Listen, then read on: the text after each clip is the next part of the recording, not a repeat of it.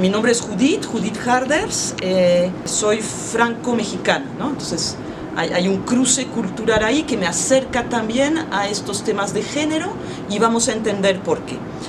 Soy licenciada en psicología de la UNAM, maestra en psicoterapia psicoanalítica de la UNAM y me formé como psicoanalista, digamos, ortodoxa, vaya a saber lo que significa eso, en la Asociación Psicoanalítica Mexicana, APM, que es lo que está ahí de fondo el Congreso, ¿no? Es un poco, la idea es también invitarlos al Congreso, pero vaya, primero platicar sobre este tema. O sea, hay varias preguntas. Uno, ¿por qué el psicoanálisis? Dos, ¿por qué es tan importante hablar de género y no solamente desde el psicoanálisis, pero también desde el psicoanálisis? Y tres, ¿por qué un congreso? O sea, ¿cuál es, digamos, ¿no? Una función, ¿no? La función de hacer un congreso. El psicoanálisis es una escuela teórica y terapéutica dentro de la psicología clínica, conflictiva en muchos aspectos, es una escuela criticada, desde la frecuencia, desde el costo, desde la vigencia de sus teorías. Entonces, ante esas críticas, ¿no? De alguna manera hay una decisión, ¿no? De decir, tenemos algo que decir los psicoanalistas sobre esto que nos cruza a todos desde distintas disciplinas: antropología, sociología, biología, ciencias médicas y, digamos, estas escuelas o disciplinas terapéuticas, pero también teóricas, que es el psicoanálisis. ¿Por qué el psicoanálisis? Digamos, hay una opción, ¿no? Vital para mí de elegir, ¿no? Una disciplina particular en relación a lo que es la psicología clínica, es decir, pensar la mente humana. Y tiene sus particularidades, ¿no? Esta disciplina. Es una manera de escuchar el dolor muy particular. Es una manera de entender el funcionamiento humano desde la complejidad. En los congresos, y en particular, hemos invitado otras disciplinas, porque me parece importante en el tema de género, vamos a retomar teóricamente lo que implica, ¿no? Que se abra a distintas voces teóricas. Entonces, en el mismo psicoanálisis hay distintas voces sobre ese tema. Y voy a traer esas voces que a veces nos espantan, pero no es el conjunto global de los psicoanalistas quien pensamos así. Van a haber, digamos, disciplinas como la antropología, en la voz de Marta Lamas, es una figura de la antropología social y del feminismo, primera ola y segunda ola en México. Vamos a tener el discurso psiquiátrico propiamente tal, con un médico estadounidense, Jack Drescher. Vamos a tener un discurso social con ciencias políticas de la UNAM, y vamos a tener distintas voces y distintas, digamos, corrientes del psicoanálisis para hablar del género. Me parece, y si no están de acuerdo, pueden decirme, que estamos en un momento de revolución simbólica muy importante. El tema de la integración respecto a la homosexualidad, respecto a lo transgénero y transexual, respecto a poder pensar la intersexualidad, no está ganado. Dicho de otra manera, hay homofobia rampante sin darnos cuenta, hay transfobia rampante sin darnos cuenta, y es algo que hay que seguir pensando y trabajando. Entonces, culturalmente, durante años, lo que hemos hecho digamos, del final del siglo XIX, me voy a ir más allá, porque la cultura, digamos, en la cual estamos imbuidos hoy en día todavía, digamos, tiene que ver mucho con el siglo XX, ¿no? Por eso digo que estamos en una revolución simbólica. Algo está pasando en este inicio del siglo XXI. Entonces, la asignación, digamos, ¿no?, de los roles tenía en apariencia una continuación directa entre lo biológico, lo psicológico y lo social.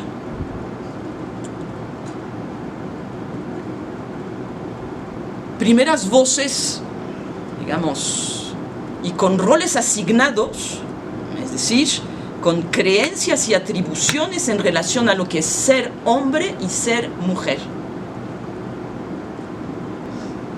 Entonces, ese ser hombre y ser mujer nos cruza, pero estamos en un momento donde se cuestiona, y ahí entra de qué hablamos cuando hablamos de género, es decir, que queda claro hoy en día, a pesar de que a veces sigue funcionando como antaño, que el sexo biológico, vamos a decir, ¿no?, los genitales, tienen un recorrido en el cuerpo, pero que la atribución de mi género pasa por otro lugar.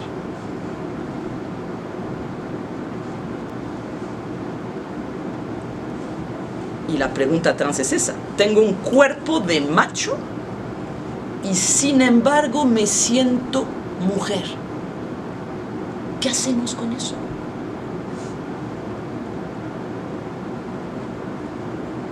No es una pregunta fácil de contestar. Entonces, a partir del término género, lo que estamos diciendo es que la determinación biológica no me hace mujer o no me hace hombre, es otra cosa en mi devenir de persona lo que me hará hombre o mujer, o otra cosa, ¿no?, en esto de la crítica de los binarismos, ¿no? Cuando uno dice que el género es un constructo social, ¿qué está diciendo uno? Significa que está atravesado por la cultura. Es decir, no hay conceptos absolutos. Hay conceptos atravesados por la cultura y por ende por la historia. El peligro mayor es pensar que este constructo histórico-cultural es lo natural. Y si son de psicología, se lo van a tener que cuestionar una y otra vez. Hay un texto de Freud que se llama El malestar en la cultura, que es fundamental. Poder pensar que eso que nos hace profundamente humano, ¿no?, que es la cultura que nos permite, digamos, ir modulando, ¿no?, el ello desde el psicoanálisis, ¿no?, o nuestra convivencia, si lo quieres poner fuera de un discurso psicoanalítico, ¿no?, implica un cierto malestar, implica renuncia pulsional, va a decir Freud. Es decir, todo lo que me acontece ahí adentro lo voy a tener que un poco como, ¿no?, domar, ¿no? La sexualidad humana no se puede reducir a un encuentro sexual.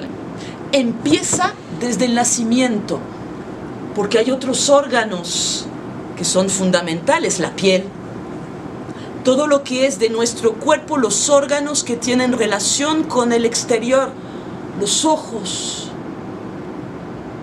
el olfato, los oídos y también los genitales, ¿no?,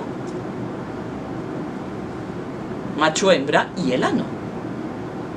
Entonces, lo que nos va a decir y lo que va a pensar y lo que sigue pensando el psicoanalista es cuál es la conquista del placer de un individuo. ¿Cómo gozamos la vida? y cómo habitamos nuestro cuerpo.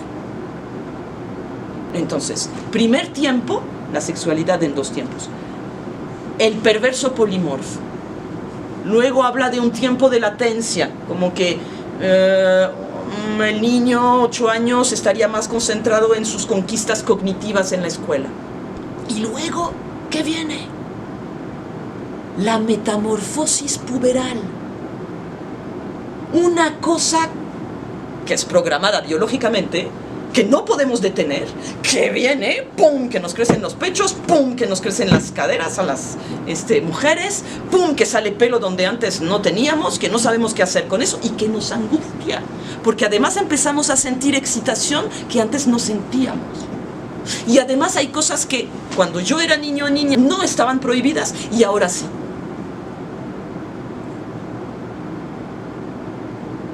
En dos tiempos. Otra psicoanalista francesa, Pierre Aulagnier, va a decir, somos un animal, bueno, lo dice Freud primero, ¿no? Particular, es decir, es a la vez una condena y a la vez nuestra gran fortaleza. Es decir, toman un perro, un gato, ¿cuántos meses están listos? ¿Cuántos días están listos para separarse de la madre? 2 meses. El caballo, un par de horas. ¿Y nosotros? ¿Cuánto? Años y décadas. Eso implica que un cachorro humano, digamos, este pedacito de carne que nace, si no hay lo que Freud va a llamar el complejo, ¿no? del semejante, ¿no? Que puede ser la mamá, puede ser el papá, pero alguien ya armado lo va a cuidar y va a interpretar sus gritos, va a interpretar lo que le pasa. Si no, morimos. Necesitamos un otro que nos cuide para sobrevivir. Y ese otro, bueno, digamos, no viene en el código genético saber qué dice mi bebé cuando llora, si tiene hambre o si tiene sed o si tiene frío. No. Es un diálogo que se establece de entrada.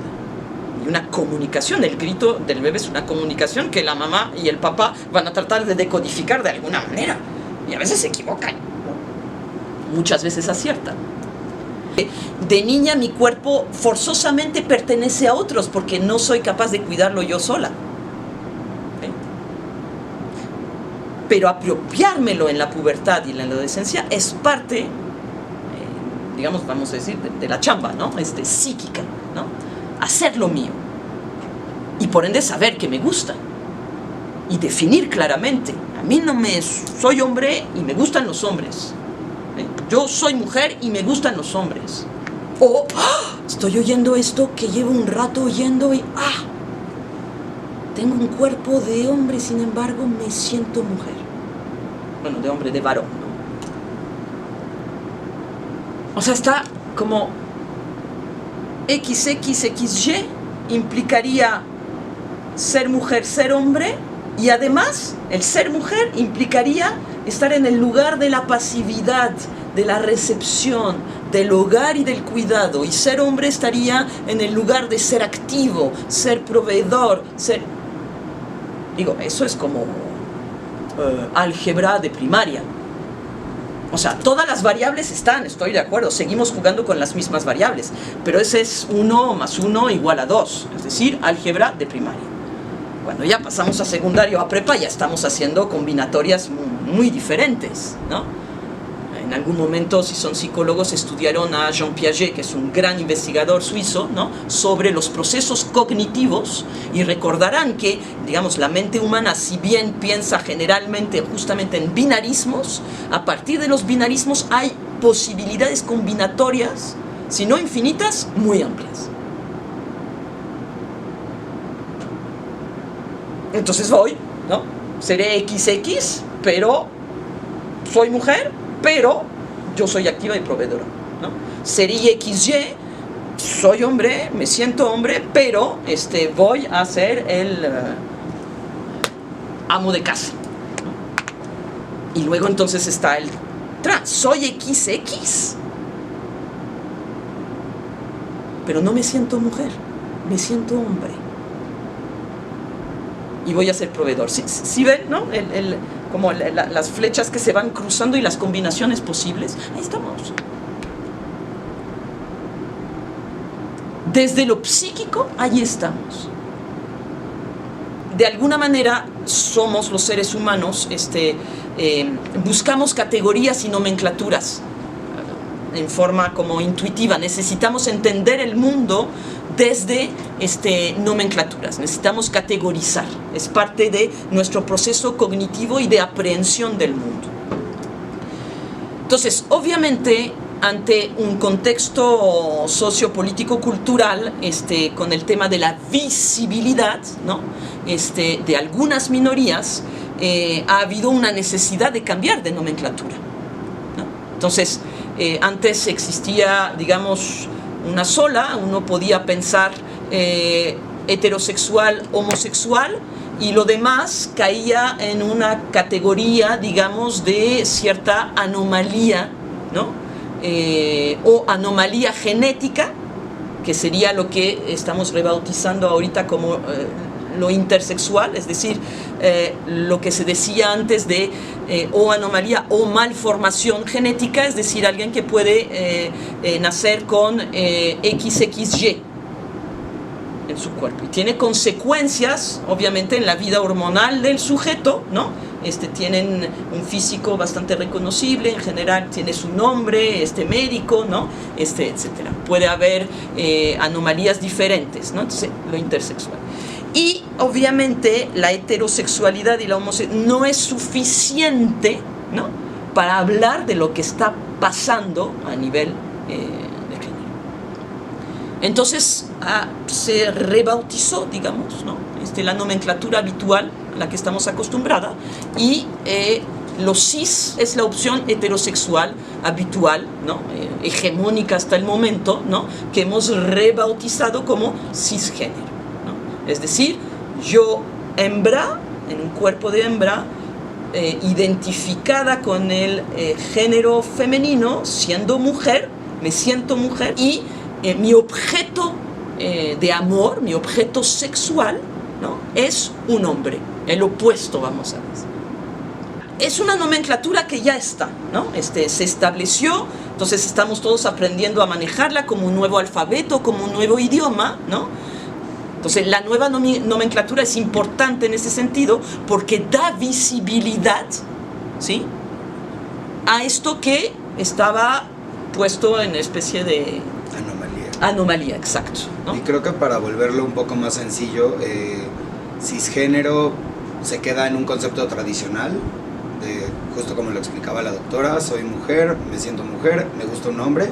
Y el no binario son todos aquellos que van del otro lado, ¿no? Que no se sienten ni la mujer tradicional ni el hombre tradicional, y todavía no hay bien una definición dentro de esta variedad y de esta diversidad, ¿no? Creo que por ahí entraría el no binario, ¿no? Exacto. Porque es tanto físico como cognitivo como psicológico. Hemos tratado de promover las conversaciones, o sea, hemos dejado un tiempo necesario para integrar justamente, más que en otros congresos, la conversación con el público, vamos a decir, poder establecer estos canales de comunicación y pensar juntos. Eso es un congreso, y en particular está diseñado para eso, ¿no? Hay varios momentos que son nada más conversatorios, ¿no? Otros que van a haber invitados, que van a leer, ¿no?, sus ponencias, y que luego van a tener casi una hora para conversar y que uno los pueda, ¿no?, apretar un poquito teóricamente y hacer la pregunta y decir: yo no estoy de acuerdo, yo no entiendo esto, explíquenme, ¿no? Esa es un poco la invitación.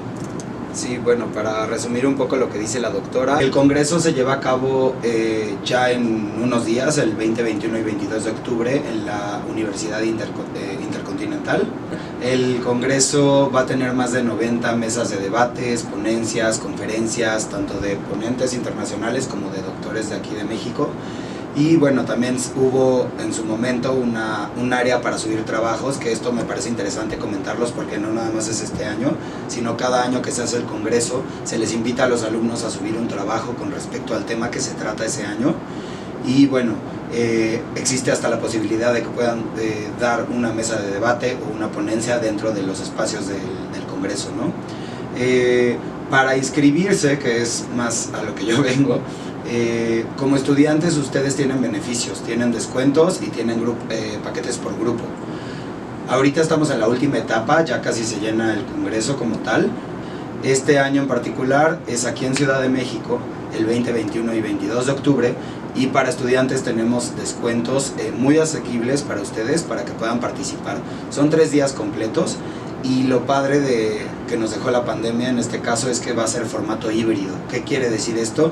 Que si ustedes no pueden ir todos los días, se les va a otorgar un link en donde ustedes pueden llevar prácticamente en vivo las pláticas que se van a dar. Creo que lo importante para ustedes, estudiantes de psicología, de un congreso así, uno es el tema, en términos, digamos, de la importancia de pensar de qué hablamos cuando hablamos de género hoy en día, ¿no? Y qué implica como psicólogo tener, o sea, tener y deber que pensarlo, ¿no? Como un concepto atravesado por lo cultural, lo social, pero también por lo psíquico.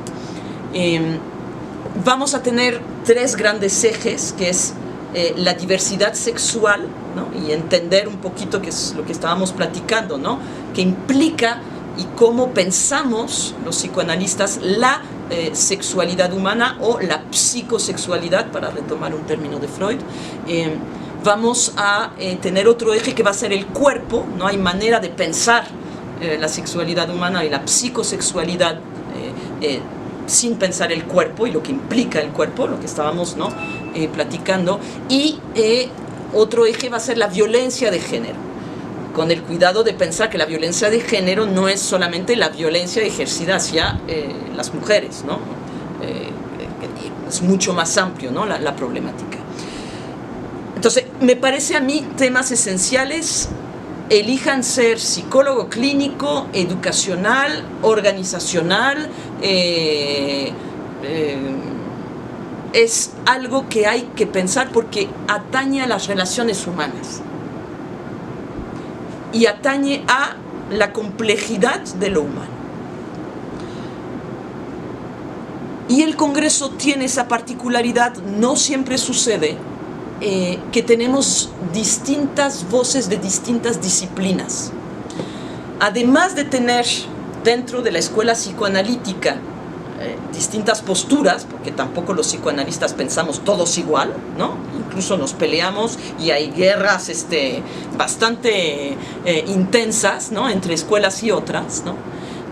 Vamos a tener la disciplina de la antropología con la voz de Marta Lamas, ¿no? Que me parece una figura muy importante, ¿no? De la historia del feminismo en México y de la antropología. Vamos a tener una mesa en el programa sobre la problemática de género y de lo legal, ¿no? De los derechos, con una mesa de ciencias políticas de la UNAM. Esta es un poco la idea, ¿no? Hablar de género, hablar de ética en relación al género, de ética en relación a nuestra profesión y pensar lo humano esencialmente. Si hay algo que atraviesa la formación psicoanalítica, más allá de lo que uno pueda pensar teóricamente, ¿no? Del psicoanálisis, es que hay en nuestra formación obligatoriedad del pensar teórico, del pensar clínico, del estar en análisis o terapia, si no quieren ser psicoanalistas, es decir, ¿no? El trabajo personal, ¿no? Con lo que de pronto se nos escapa, ¿no? A nosotros, para poder atender justamente y poder escuchar lo humano del otro, ¿no? La alteridad ahí. Y los congresos, porque es muy importante el diálogo, rebotar ideas. Hay una imagen, ¿no? Que uso a veces dando clase, ¿no? Sobre las redes, en que hay un papá que está ahí en internet viendo unos titulares de un diario y dice, sí, tienen razón. Y entonces la hija le dice, no, eso es fake news, pa. Pero ¿cómo puede ser fake news si es justamente lo que yo pienso?